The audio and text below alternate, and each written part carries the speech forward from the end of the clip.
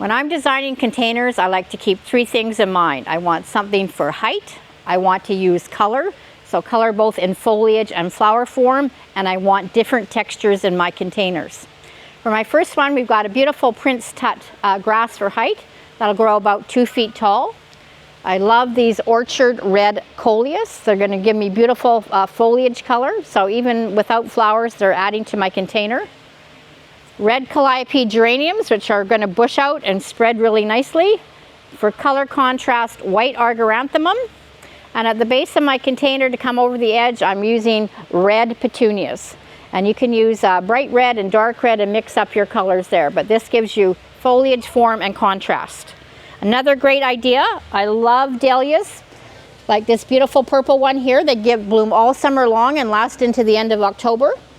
And I'm pairing that with this beautiful lavender New Guinea impatiens. Now these are sun harmony impatiens, which grow both in sun and shade. Dahlias, of course, love sun. And I'm using also the Great Falls, which is a trailing variety of coleus, which will spread out over the edge of my container. Pairing that with the black phantom slingshot petunia, Black Magic. And for different foliage color and texture, the gray helichrysum. So quick and easy, super easy to do. My final combination again is going to use foliage. Here we have a beautiful red leaf canna, which is just starting to fill out now. As the heat comes on, that will get fuller and bushier, and that'll grow about 4 feet tall. Beautiful red venti dahlia with the big anemone flowers.